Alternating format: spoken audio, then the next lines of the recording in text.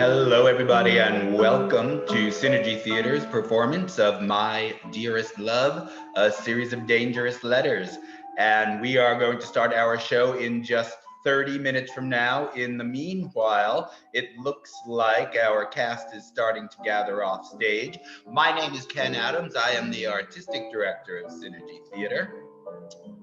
And it is very nice to have you here. We are 30 minutes away from showtime.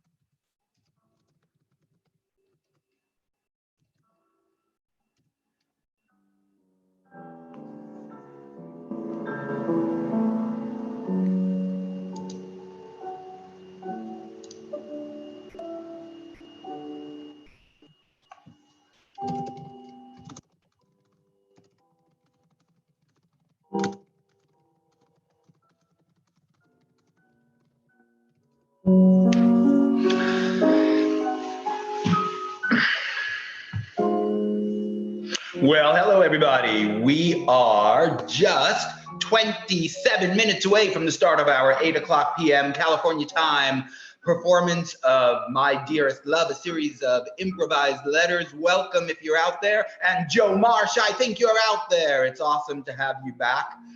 Joe Marsh is a Synergy Theater superfan and an excellent man.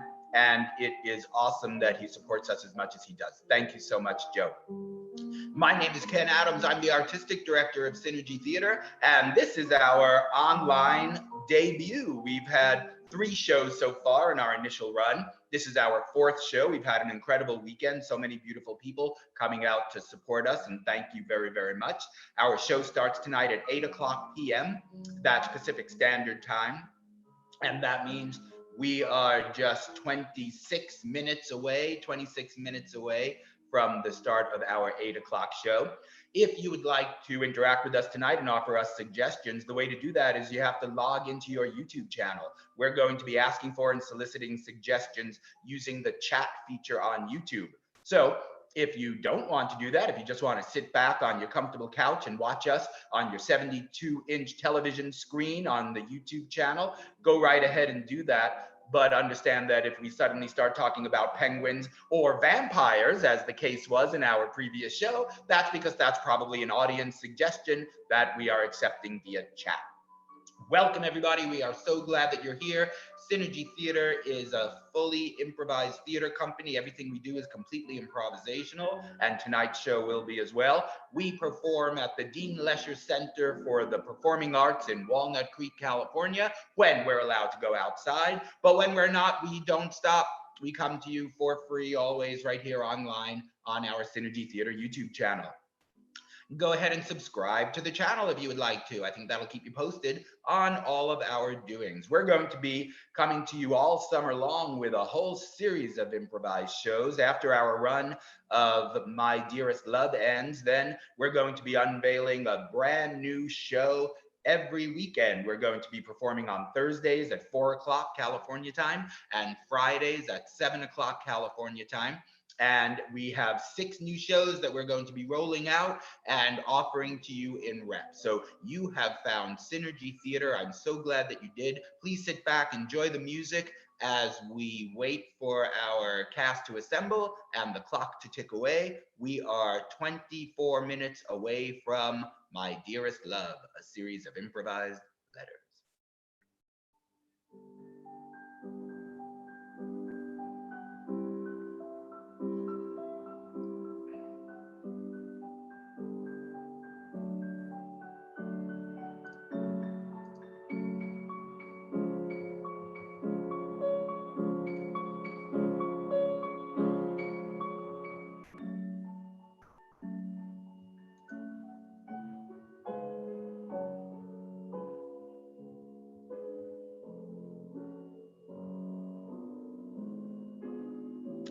And Valerie Jord is back in the audience again. Valerie Jord, hello. It is so nice of you to be here again. Valerie Jord is our other Synergy Theater super fan, and we are so delighted that she's there. Valerie Jord, welcome back to Synergy Theater's online performance of My Dearest Love, an improvised series of dangerous letters. I'm just going to sit here and play the piano for a while, and all you need to do now is relax, maybe go over to the refrigerator, get yourself a drink if you like, come back, get comfortable, and settle in. We are just 26 minutes away from the start of our show.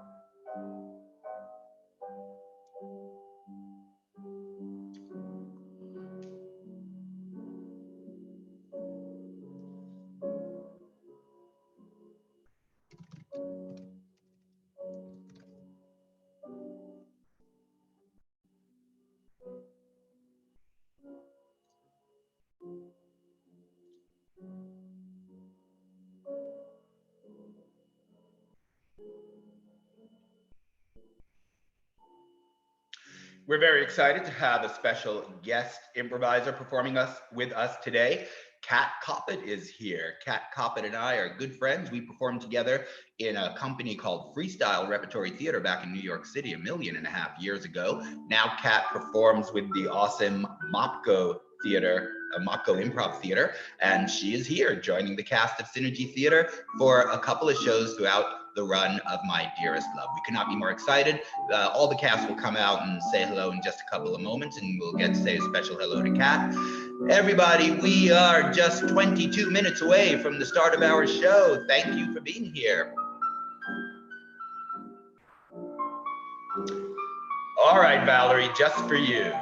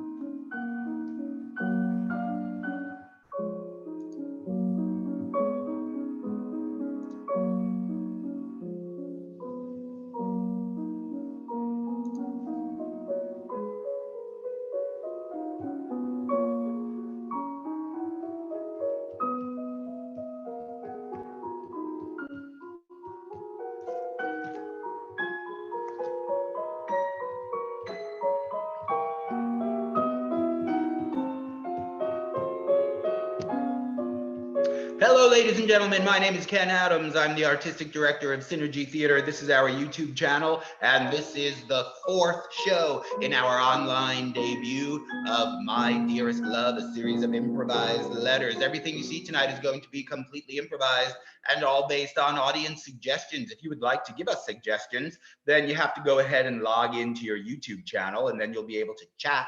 And that's how we're going to ask for and solicit suggestions through our chat feature. So go ahead and do that if you like. Otherwise, just sit back and enjoy the show. Synergy Theater is based in California. We are based more specifically in Walnut Creek, California, and we have the luxury of performing at the beautiful Dean Lesher Center for the Performing Arts when we are able to go outside. When we're not able to go outside, then we do not stop creating art for you. We stay home and we create improvisational theater right here and stream it live over the internet. So we have a whole slate of new improv shows that we developed just for the purpose of bringing improvisation to you, new plays designed for little boxes. We are going to start with My Dearest Love. We're performing tonight at 8 o'clock, of course. Then next weekend, Friday and Saturday at 6 and 8, same schedule to end the run of this show. Then we unveil all our brand new shows, and we are going to change our schedule. We'll be coming to you on Thursdays at 4 o'clock p.m. Pacific Standard Time, and Fridays at 7 o'clock p.m. Pacific Standard Time. Hopefully that spreads out the start times all over the country and all over the world, so everybody can find a time that's convenient for them to watch us. And it is Pacific Daylight Time. Yes, I'm getting a note from the booth saying that it is Pacific Daylight Time. So everybody adjust your clocks accordingly. We are 16 minutes away, 17 minutes away from the start of our show. You are in the right place. Sit back, enjoy the music. We are going to begin our show at 8 o'clock p.m. in just 17 minutes from now.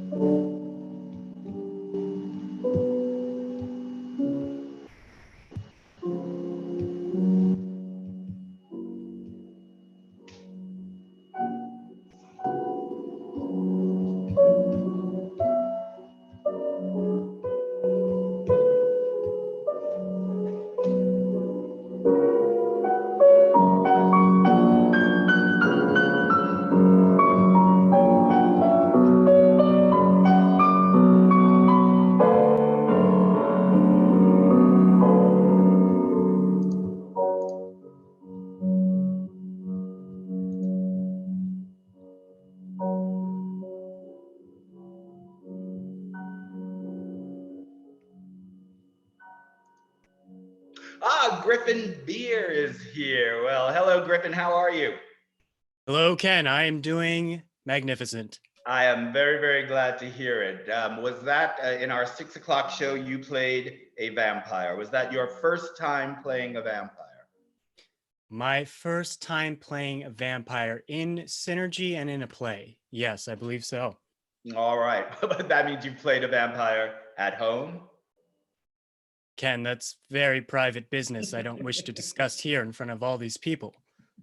Yes, I suppose that's right. Ladies and gentlemen, welcome. My name is Ken Adams. That gentleman right over there is Griffin Beer, and we are coming to you from Synergy Theater. Synergy Theater performs full-length improvised plays in the styles of different playwrights, genres, theater, books, and film.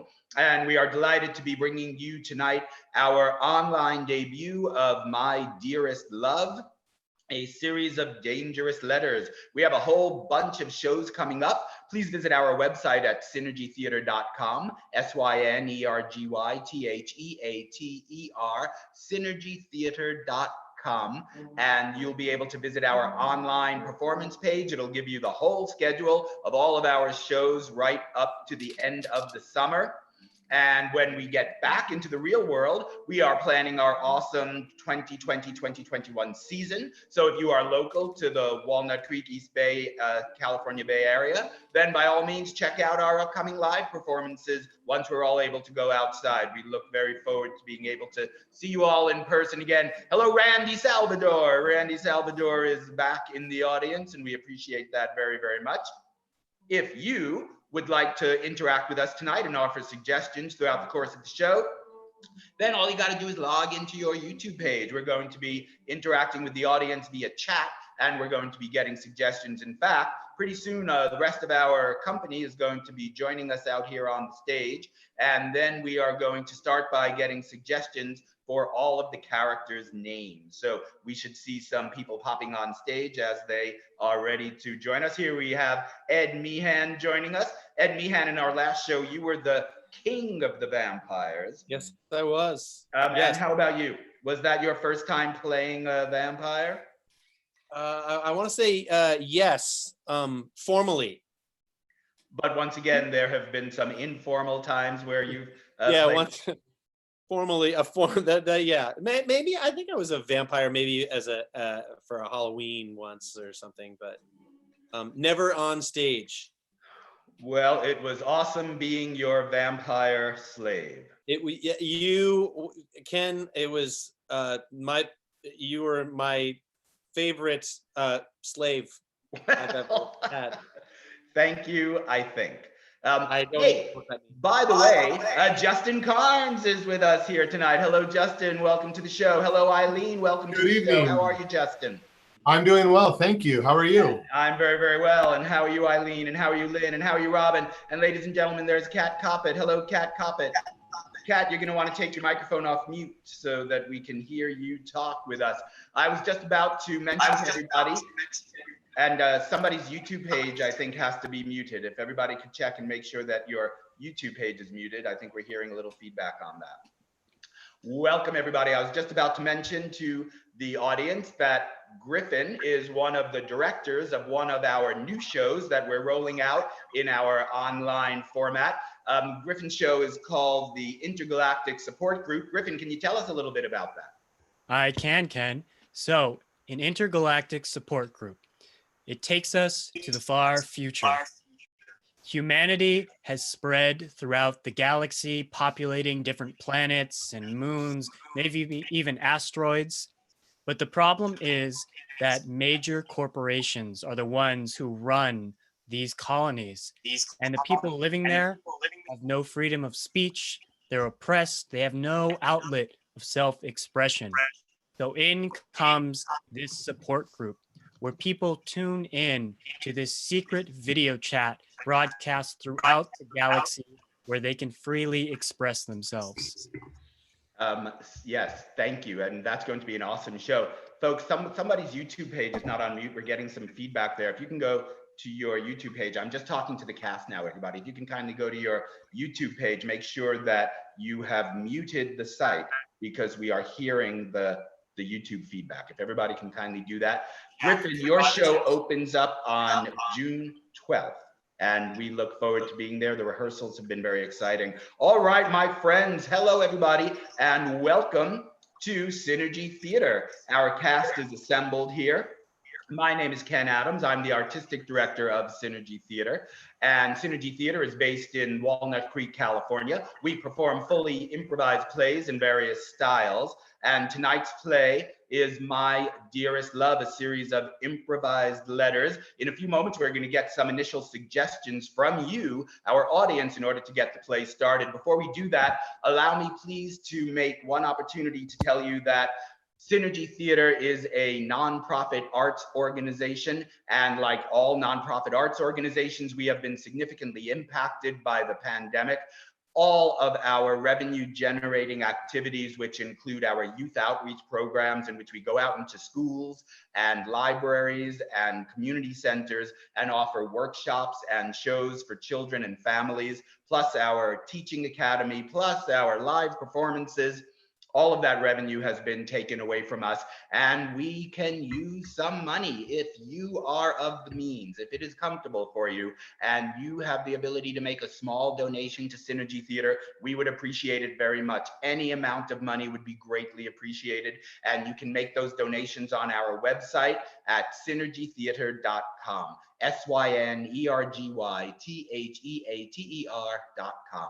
synergytheater.com. Click that green donate button. We would appreciate that very much. All right, my friends, we are just 8 minutes away from starting the show, and so we are going to get some suggestions now. The first suggestion that we're all going to get from the audience is a name for our characters. Now, remember, our show tonight takes place in 18th century England in the 1700s. So we need character names that sound like they kind of come from that period in time. So think British peerage, like Sir and Lord and Duke and Lady and Marquess, Mr., Miss, and hopefully you'll populate that chat with some names.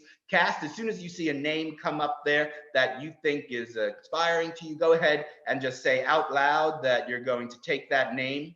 Let's all take our microphones off mute, please, so that everybody can be heard. And let's see, I am going to take Sir Windershanks. I'll take Lady Flournoy. Lady Flournoy. I will be Lord Lincoln Law. Countess Pollywobble. Judge Robertson for me. Go ahead and everybody change your name. I'll be Lord Mountjoy. Lady Ravenswood for me. I have to take Sir Snide Snivels. Lady Puddings. I'm taking Lady Puddings. Yes, you do. Why, of course you do, Griffin.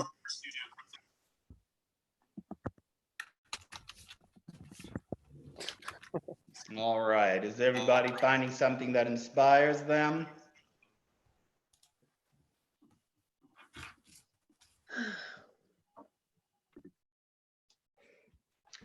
Lord Lincoln Log. Excellent.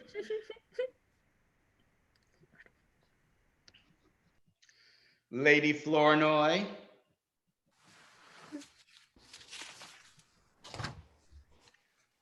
Lady Ravenswood.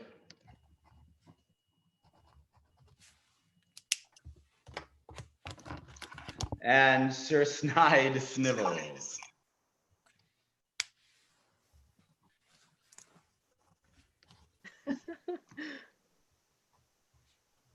All right, let's see. Oh, and Judge Robertson. Ooh, I don't know that we've had a judge before.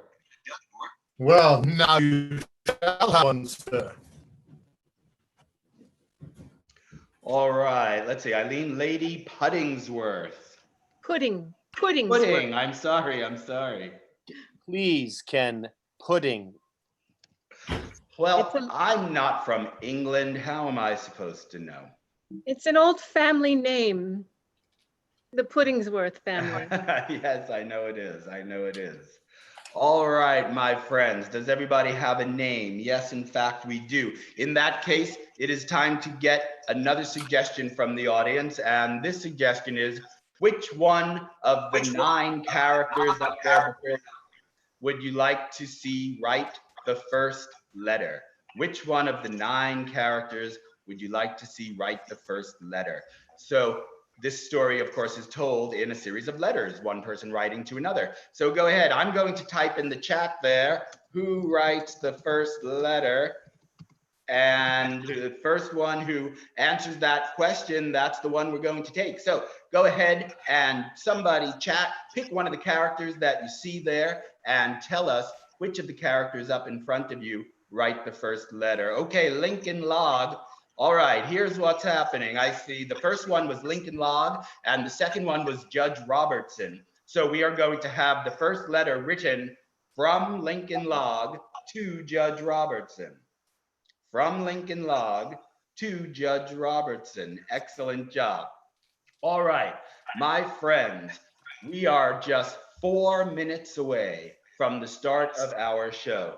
Ladies and gentlemen, welcome. My name is Ken Adams. I am the artistic director of Synergy Theater, and Synergy Theater performs full-length improvised plays in various styles. Tonight's show, My Dearest Love, a series of improvised letters, is performed in the style of an 18th century melodramatic epistolary novel. That is a novel in which the story is told through letters that one character writes to the other character. Let's see, coming up after our run of this show, we have The Life and Adventures of Peppermint Jones, which is a 2-character show, or a 2-actor show in which one of the actors plays dozens and dozens of characters. We have Griffin Show, Intergalactic support group. Check that out. We have another show called The Mating Game, which uses the idea of the old game show, The Dating Game, in order to explore love and relationships in our modern society. You can find out about all of these shows by going to our website at www.synergytheater.com and clicking on our online performance page. And we have a whole schedule just sitting there waiting for you. Here is something that is very exciting. On Monday, May 25th, we're going to be doing a very special event in collaboration with a theater company in New York City called Freestyle Repertory Theater. They are an awesome improvisational theater company in New York. Kat Coppett, who's playing Lady Florney, and I both used to perform together in that company 1.5 million years ago. But now that we're all online, who cares how far apart we are from each other? So we are collaborating to give you an event and a show called Right Away. This is an improvisational playwriting show in which 6 intrepid playwrights are going to get a suggestion from the audience, and they will have exactly 45 minutes to write a play. While they're off writing their plays, the audience, who will all be in the Zoom room with us, will be participating in our Writer's Jam, in which we lead people through a series of fun, spontaneous writing exercises. All that while, we keep sending suggestions back to the playwrights who need to immediately incorporate the suggestions in the plays that they're writing. At the end of 45 minutes, they come back, they email their plays out to all of the other writers. The writers become actors, and we do cold readings of the plays. We've been practicing this for a couple of weeks now, and it is amazing what these people are writing in just 45 minutes with silly suggestions coming at them every 10. So if you want to be a part of that, go to our online performances, look down for Right Away. You have to register for this one because everybody's in the room and there's only room for 80 audience members, participants. So register, and we hope to see you on Monday, May 25th at 4:15 p.m. California time. And we will experiment with Right Away. All right, my friends, we are 1 minute away from the start of our show tonight. I will take one more opportunity to mention that we are a small nonprofit arts organization. Due to the current pandemic, much of our revenue stream has dried up, and we would very much greatly appreciate any donations from anybody who's capable of making one. You could do that at our website, synergytheater.com. All right, cast, kindly go to places and let's clear the stage. And we will be back in just 30 seconds with the debut of My Dearest Love, a series of improvised, dangerous letters.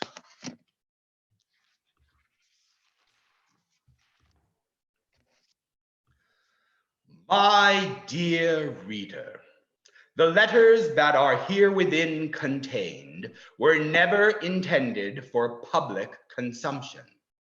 They are private letters written most frequently in the heat of passion, and containing secrets and confessions that the letter writer would more happily die than willingly have exposed to the public glare of scrutiny.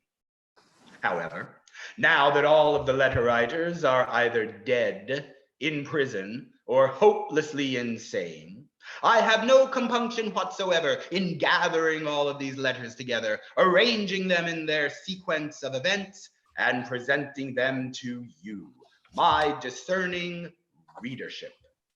The events that are herein chronicled took place between March 17th and November 28th in the year of our Lord, 1748.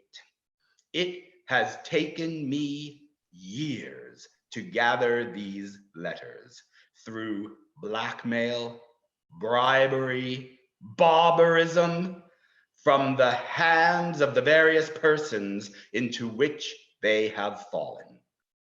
I have changed no names. I have blunted no edges. I only ask that as you read the lives of these poor souls laid bare, you judge them honestly by the yardstick of the darkest and most private secrets that you yourself withhold. My dear readers, I give you now my dearest love, a series of dangerous letters.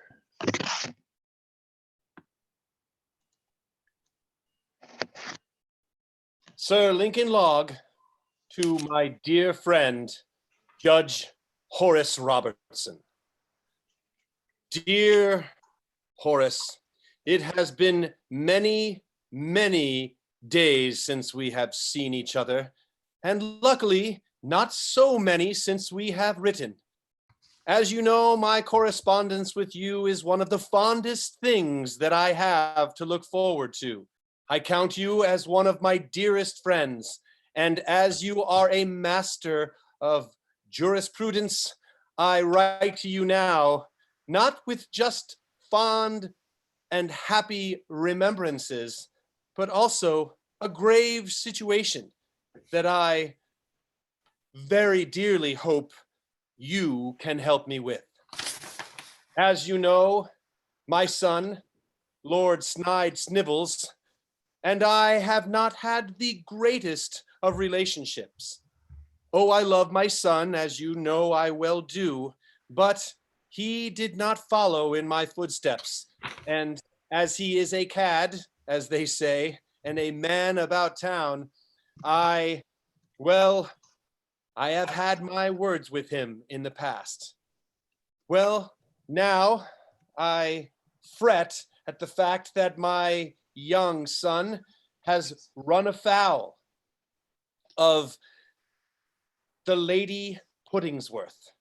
You see, he became very close with her, and I am not exactly sure what he has done, but I know it is not good. Some say it is gambling. Some had said it's drinking. I believe gambling is what he's done.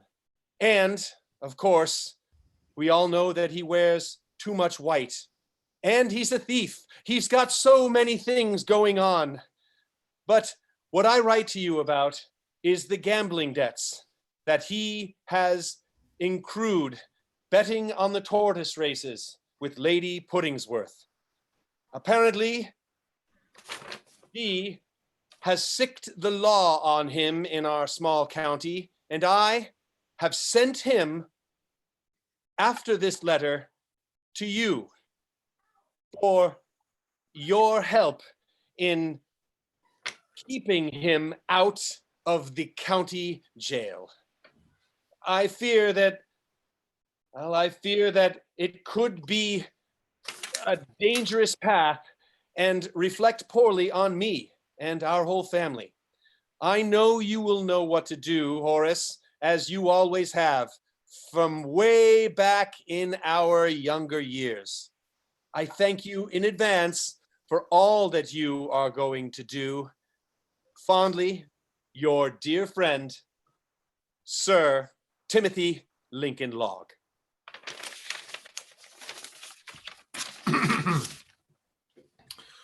Judge Robertson to Lady Puddingsworth. Lady Puddingsworth, it has come to my understanding that there is a young ward who has grown greatly in your debt, and those debts have not been won in the most onerous of ways. Yes, this young cad, as some would call it, is the young Lord Snide Snivels, the son of my dear friend, Lord Lincoln Log. You see, if I might digress into personability, Timothy and I grew up together, sir, and we are like brothers who were indeed from different mothers. And I think of his son, Snide, as my own son. And I deeply want this boy to be okay. So I beseech you, I have looked into your accounts and queried around the bank for your various statements, and I understand that you are a woman who, let us say, pities not those who cross her. And I respect that. I do, Lady Puddingsworth. However, I beseech you to look deep inside your heart and understand that this boy is so full of promise that he is like a flower yet to bud. Indeed, he is like a baby bird who has yet cracked its egg and whose flight feathers, who are barely malformed, is trying to tip himself from the nest and cast himself flying across the sea. Yes, and we do not want him Icarus-like to crash into that very sea and drown.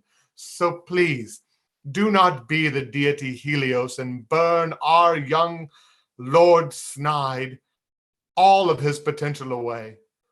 Save him, recount his debts, and trust that your leniency will be repaid in kind most fully. Yours, Judge Robertson.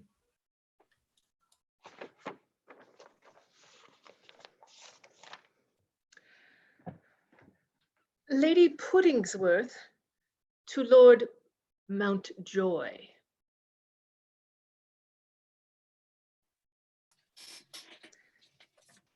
My dearest friend, I wish to start this letter first by thanking you for the recent young tortoise hatchlings.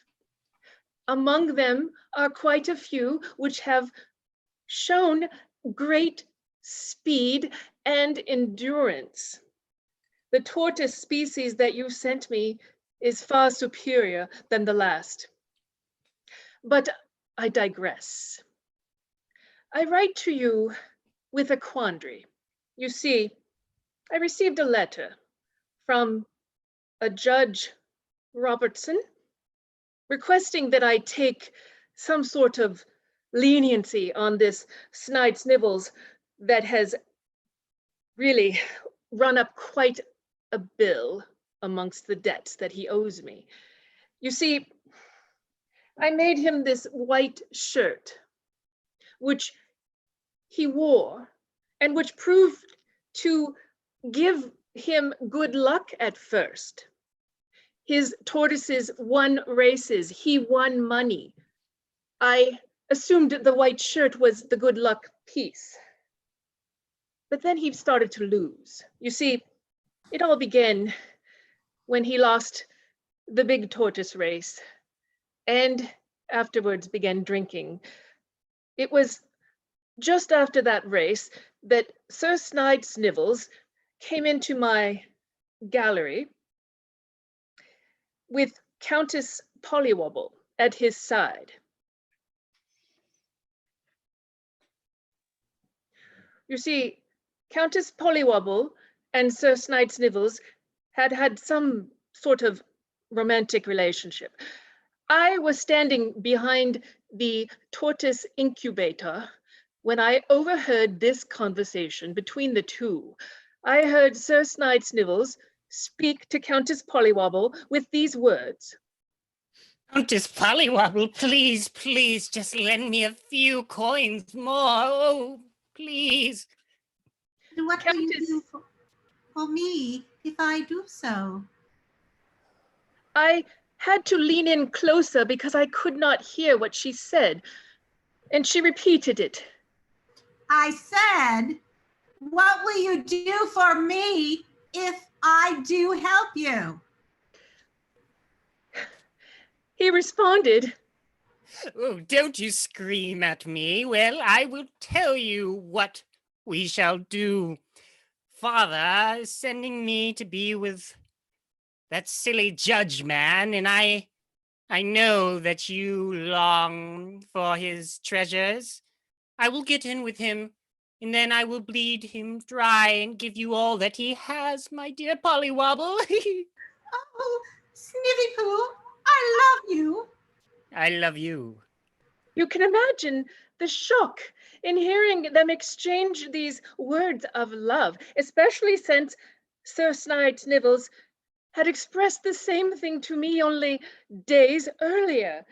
And why would I make a white shirt for him if I did not think that he loved me, you see? Well, I emerged from behind the incubator and expressed my displeasure.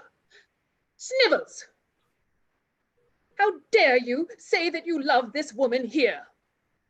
Pudding! I didn't see you there.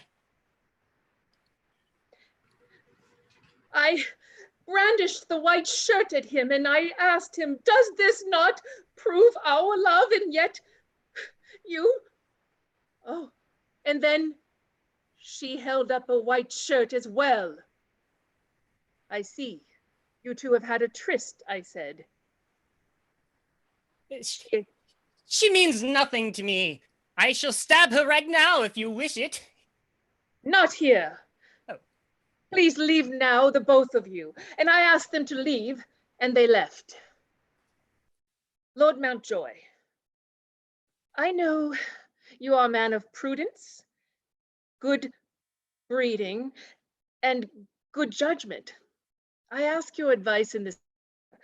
Please respond and advise me as to which step I should take next, for I tell you, I am beside myself with all emotions available to me.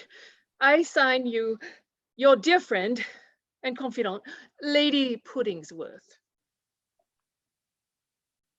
Lord Mountjoy to Lady Puddingsworth.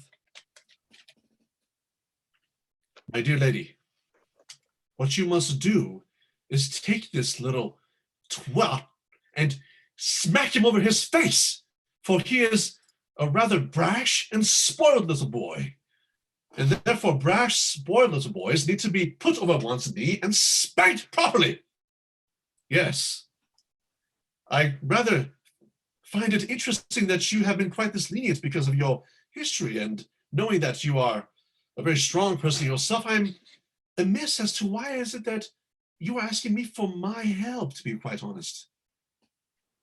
Nonetheless, I will find ways to perhaps persuade him in some way that will be quite beneficial for both of us. Sincerely, Lord Mountjoy.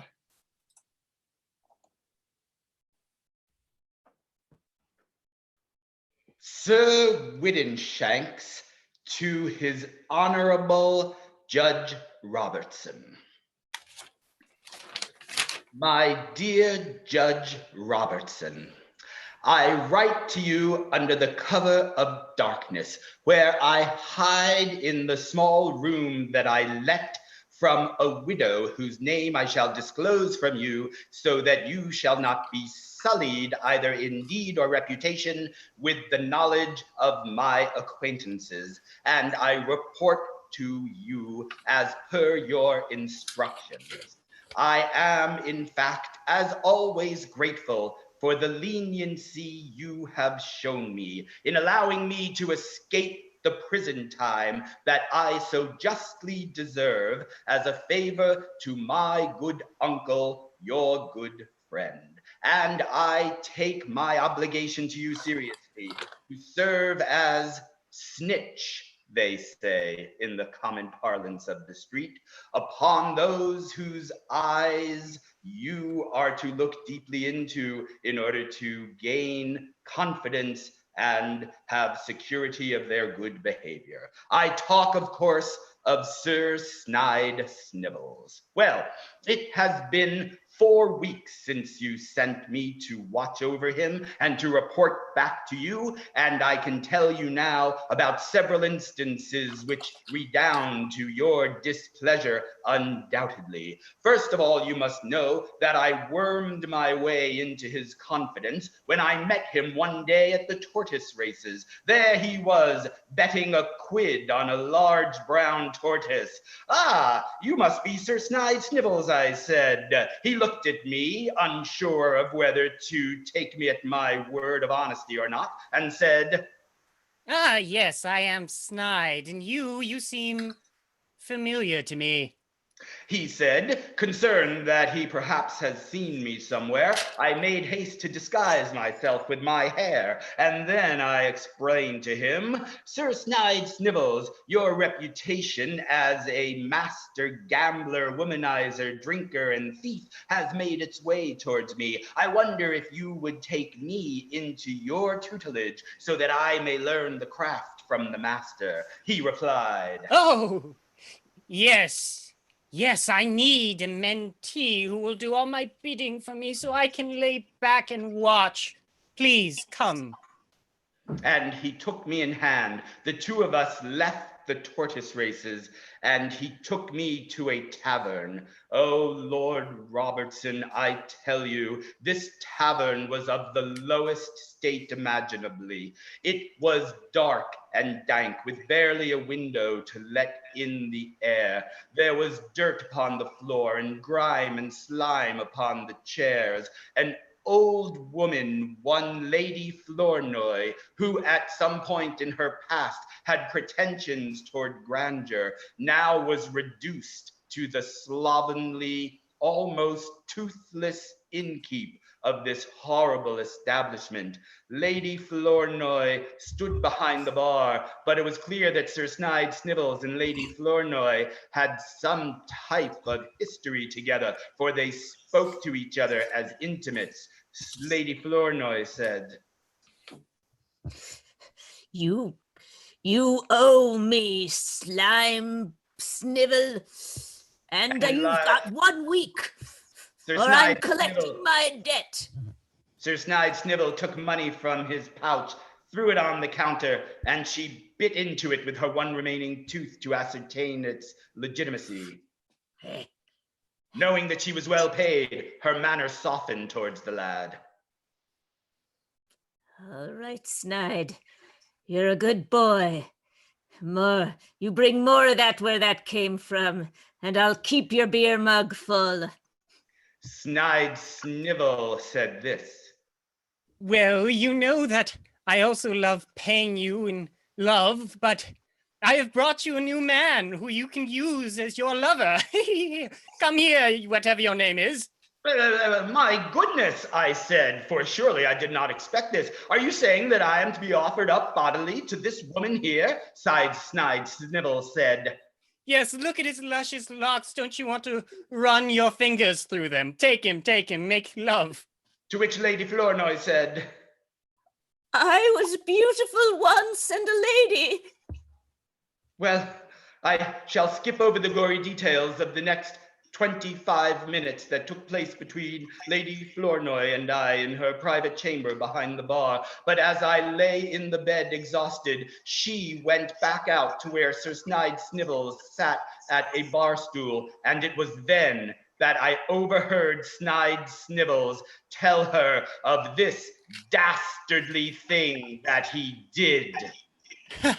Yes, it was so easy. I snuck into the judge's vault underground and I took him for everything he had. I'll be able to pay off all my debts and more.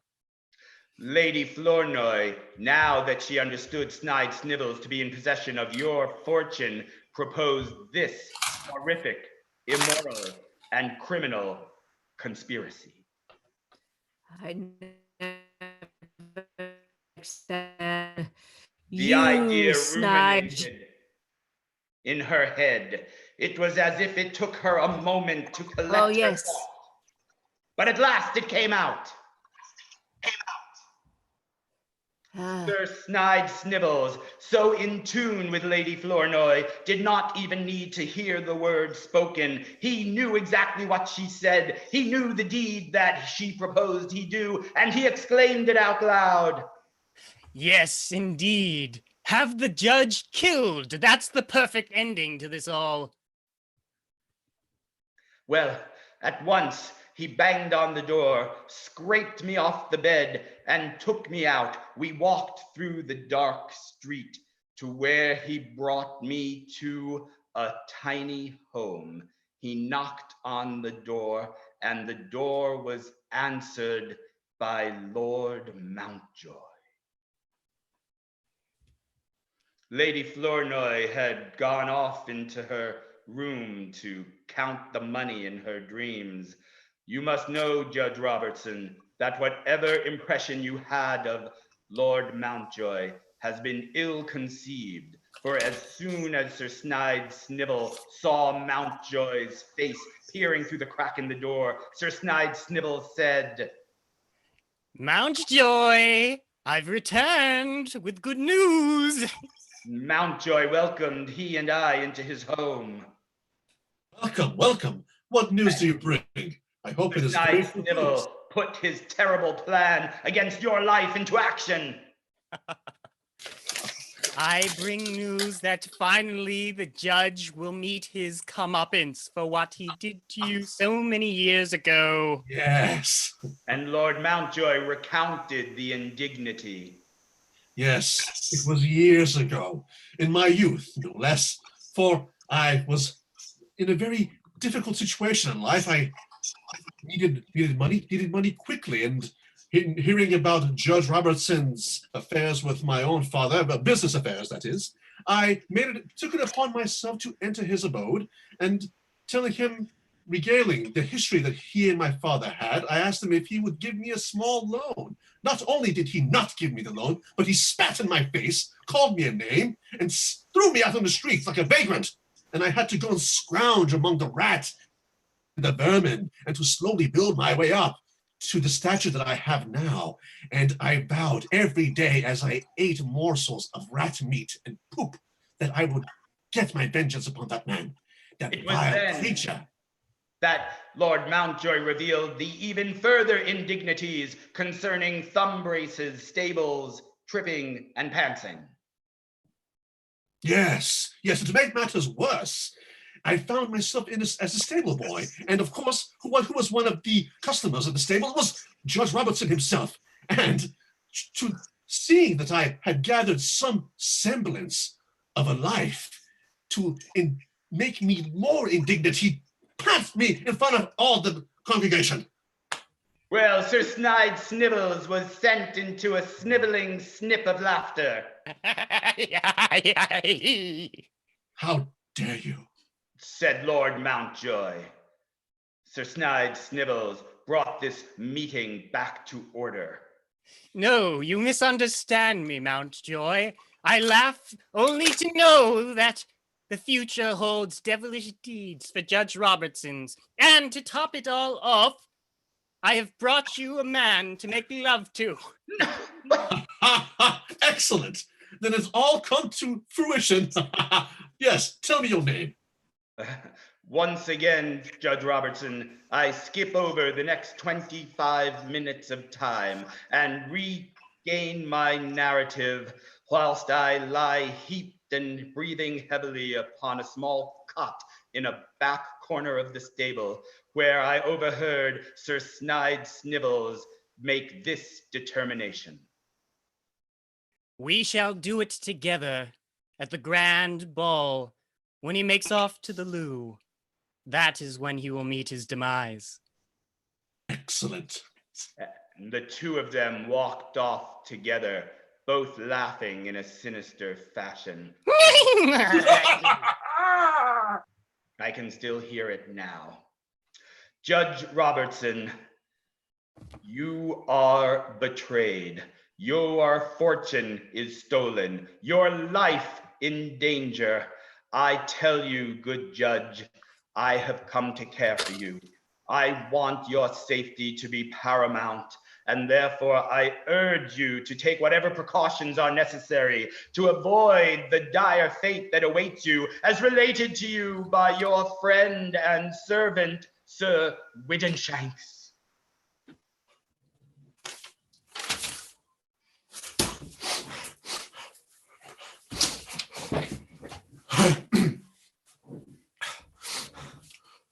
Judge Robertson, to Lord Timothy Lincoln Locke. Timothy, excuse me if I cut right to the point. I have tried to look after your son, and yet his malfeasance knows no bounds. He has bankrupted me, broken me. He has shattered me upon the rocks as surely as if I was a stranded ship upon the straits without a lighthouse. Yes, your very son, who I did bounce upon my knee, did take that personage, that comfort with which he knew my manner, and sneak in and rob me blind. Ah, I knew I should have never shown your boy the secret passages to all of the various vaults of my family's honor. And yet, there it is. The boy which you gave to my keeping has ruined me. And now I fear without your aid, my life is forfeit as well. Lord Lincoln Log, Timothy, remember you our boyhood fancies, our times playing in the sun, fishing with line tied to our feet on the shores of Oxford when in class we should have been. Remember these things. Remember them well.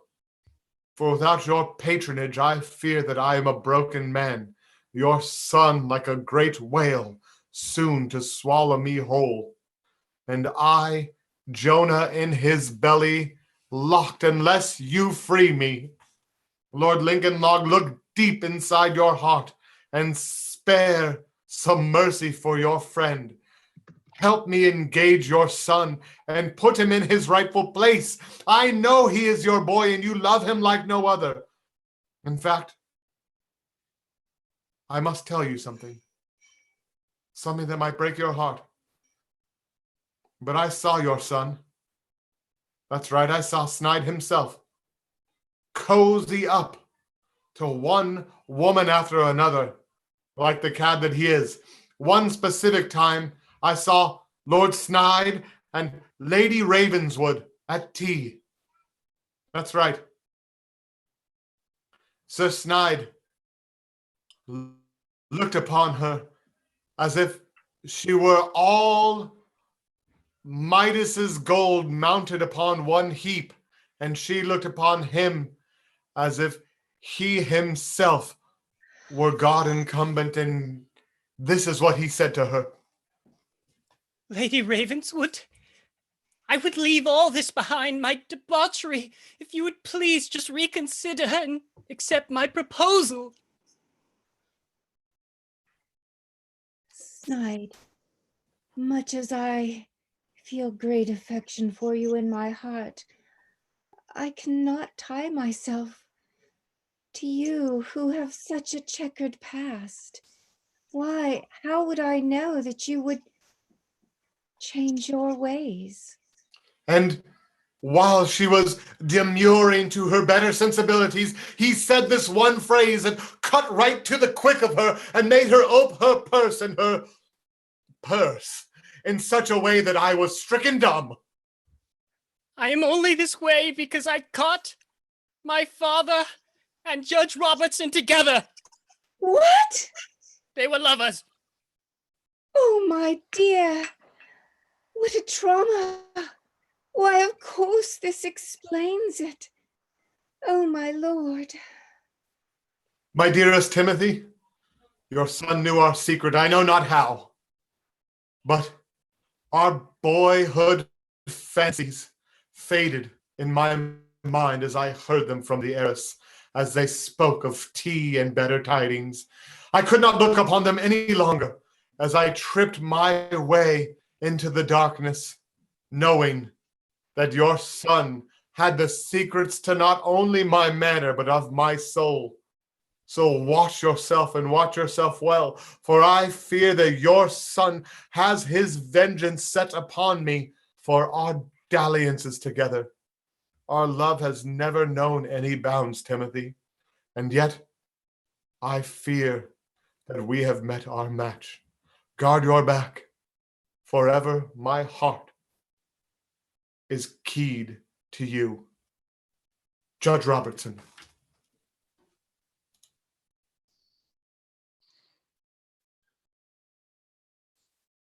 Lord Lincoln Log, to my dearest and greatest friend, Horace Robertson.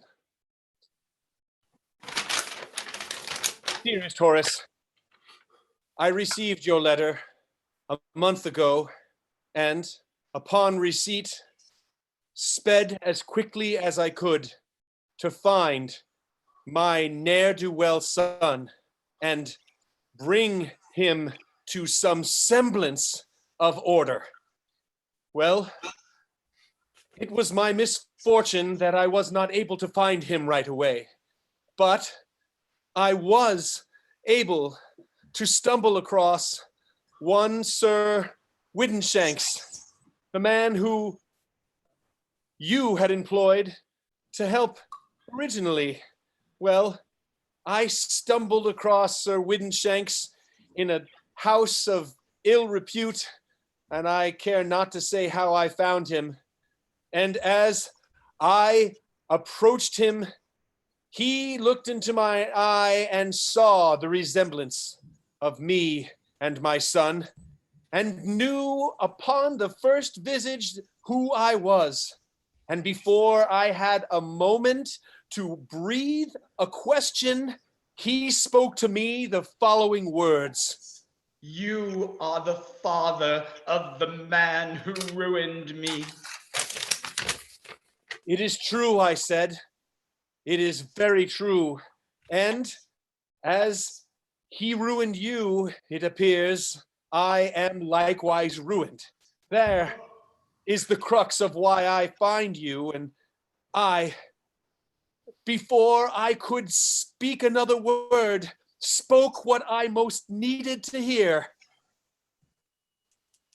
Look at me. Stay your mouth and look at me. In this condition you find me, here in this brothel, being sold to men and women alike for nothing but a ha'pence. This is what your son has reduced me to.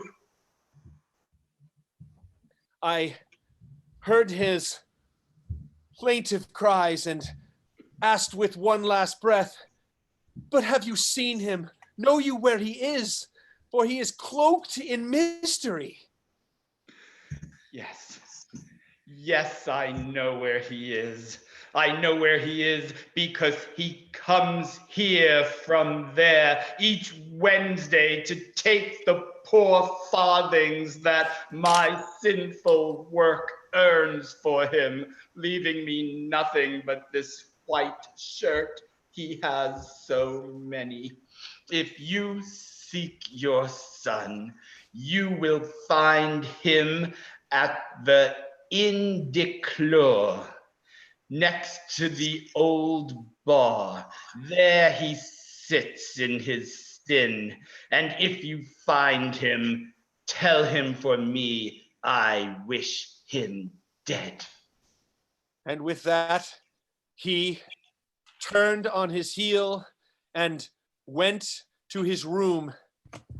Well, I knew of the inn in which he spoke, for it was a place that you and I have spent many an hour in our youth. So I crossed my doublet and carried my jacket upon me, and there I saw him on the arm of Sir Lord Mountjoy. He did not see me. No, I was able to sneak around behind the two of them, and before I was able to cuff my son, for my hand was stayed by, as you know, my weakness for my own son, the fruit of my loins. How could he be so dastardly? Where could he have found such a mustache? You know of my mustache in your own mind. You see it. You see my face looks nothing like his own mustache. And yet, I digress and tell you of the dastardly deeds they spoke. Yes, Lord Mountjoy. I have seduced all 3 women. I have seduced Pollywobble, Ravenswood, and Flournoy. You are He said with a sneer, and Mountjoy cackled in that way that I know he has done many a time before. He spoke to him. Yes, you are learning the beautiful ways, and I know that you and I will have a very fortuitous partnership. Well, I could say and listen to no more. So I threw off my cloak and parted the two and looked at them and said to my son, "Son, you are a reprehensible fiend." To which he said, Father, you're here. You know of this. "Yes," I said. "Yes, I was told by my dear friend Horace, who told me of your misdeeds, and then I saw your man, Sir Whiddenshanks, and he sent me to you, and I am here to confront you, my son, and do the thing I should have done." And he put his finger in my hand and said, So Judge Robertson is just your friend? Aren't you something more? "Well, of course you know we are. You spoke it to everyone. And now I stand before you laid bare." And at that point, I took out my trusty blade, which you gave me, good sir, Lord Judge Robertson. You gave me this blade, and I brandished it at my son, a madman driven crazy by the fruit of my loins. And before I could do anything else, in popped Countess Pollywobble, and Lord Mountjoy had brandished a dagger. What is the meaning of this? Mountjoy said to me, I brandished my dagger at him, and then Countess Pollywobble spoke between us, and she had this to say. Both of you, stop. Stop your brutality. You must not hurt my snide Snivy, for I have just given birth to his son, as you can see by the mustache and beard, which are so much like his own. Yes. If you kill him, you will leave me a single mother, and you will never know your grandchild. And so there I stood with my own dear son and his illegitimate son, my illegitimate grandson. And I dropped the blade to the floor, and I know not what I did next, for Mountjoy clubbed me on the head, and I blacked out and was no remembrances of what happened after that. I woke up alone in the street, destitute and afraid. And here I write this letter on a ragged piece of parchment with a stick that I managed to burn to a point. I handed this letter to a dog and who gave it to its owner, who ran it to you. I hope it sees you well and know that I tried. Oh Lord, did I try to do what I could, and yet I know only that I failed. Your dear friend and confidant, Lincoln Log.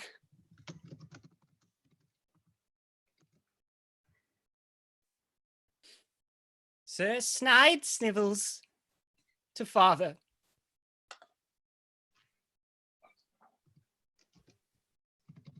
Dear father, you have no doubt heard about my recent death.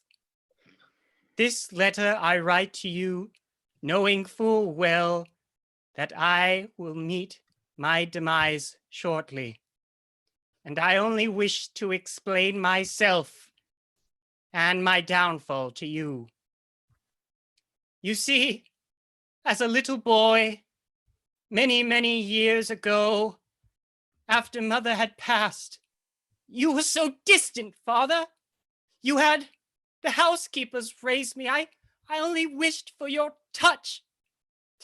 And when I came to you, I saw you on the bed with the judge, whispering sweet nothings. I can recall it now. What you said to each other.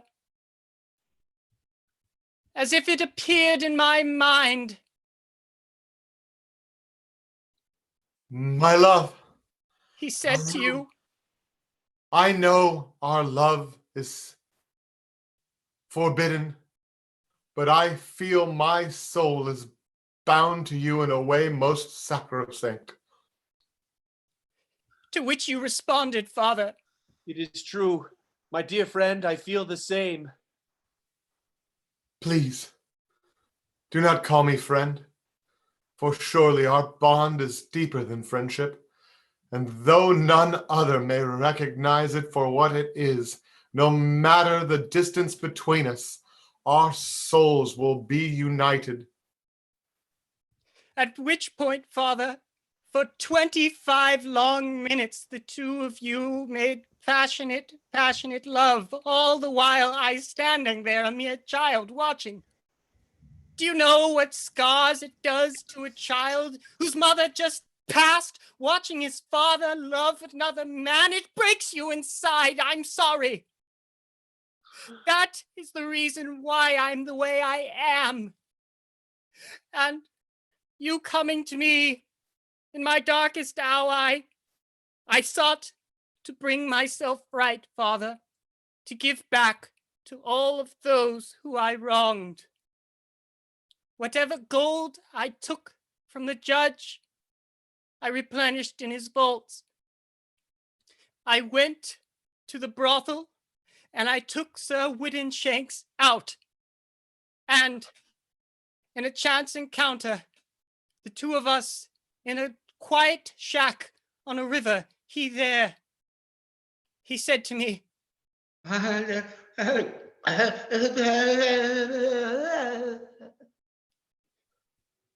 for you see, he was in quite a strange daze. I knew.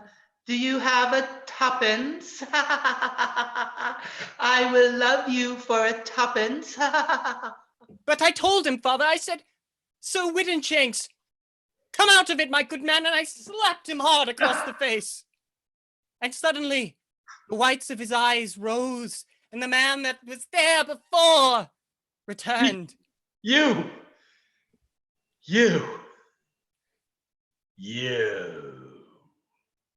Yes, me, I said to him, father. What further indignities do you have in store for me, Sir Snivels? Nothing. There was nothing left. I took advantage of you, and for that, I am sorry. This cabin, this lake, it's yours to do with what you will. To which the man answered with great finality, well then, I have only one thing to give you. This Dagger! Oh! Father, I stumbled out of the cabin, bleeding. I took a white shirt, which I had a spare of, and I wrapped it around my wound. And in my dying words, I crawled back to that.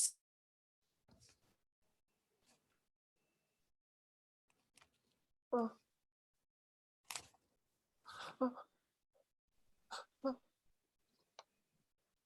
Seduced. Pollywobble. They all stood there, arms crossed, Father.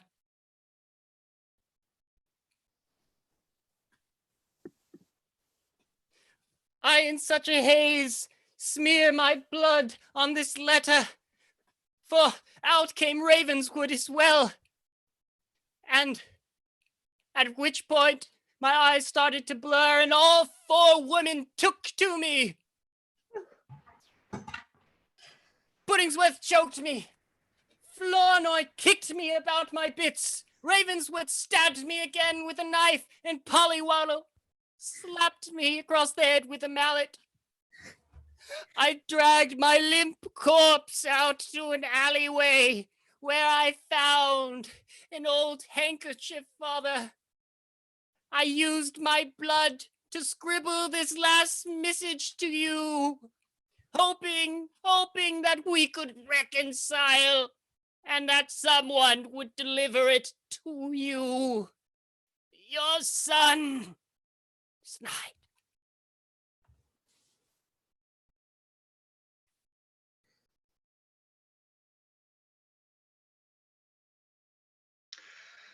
Sir Wickenshanks, to his honorable judge, my dear friend Robertson.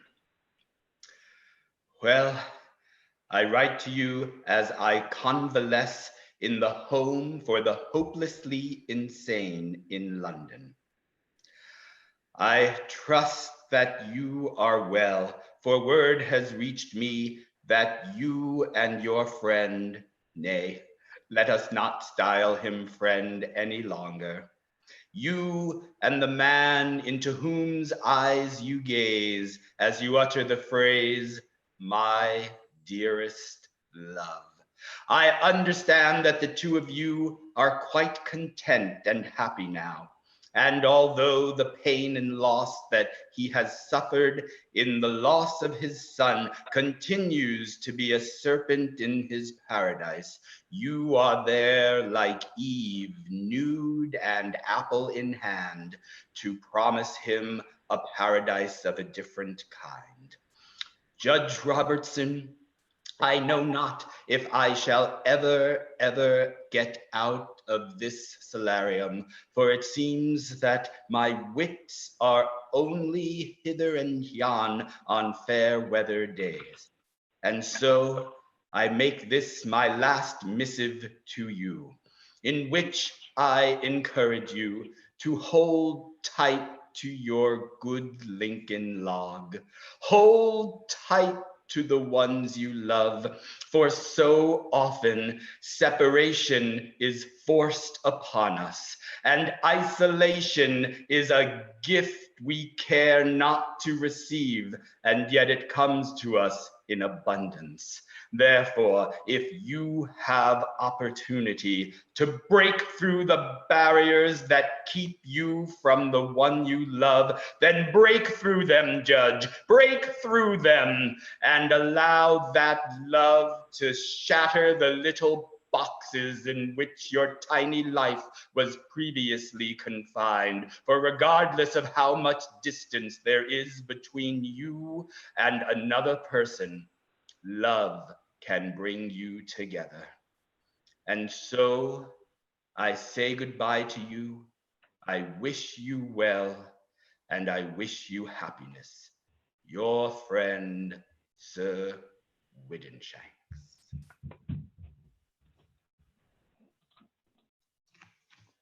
And thus comes to a close this episode of My Dearest Love, a series of dangerous letters. Thank you, everybody. Oh my goodness, thank you so much. Let's bring the cast on out here, everybody. You have been such a wonderful, wonderful audience. Thank you so much for making this first weekend of our show such a big surprise hit for us. Will everybody kindly take a big bow on the count of three? Here we go. 1, 2, 3. Thank you all so much. I will take one more last opportunity to mention that Synergy Theater is a nonprofit organization. We have been hit very hard by the pandemic. All of our revenue streams have dried up, including, most importantly to me, our youth outreach programs, in which we go out into libraries and schools and community theaters and offer classes and workshops for children and families. If you are able to make any type of donation at all to help keep us going during this time, we would appreciate it so very, very much. You can go to our website at synergytheater.com, synergytheater.com. $5, $10, anything at all that you can afford during this time would be gratefully and meaningfully accepted by us. Thank you all so much for being here. Please spread the word. Please come back and see us again. We're here next weekend and every weekend thereafter. Synergy Theater loves you. Stay home, stay safe, and we will see you very, very soon. Bye-bye.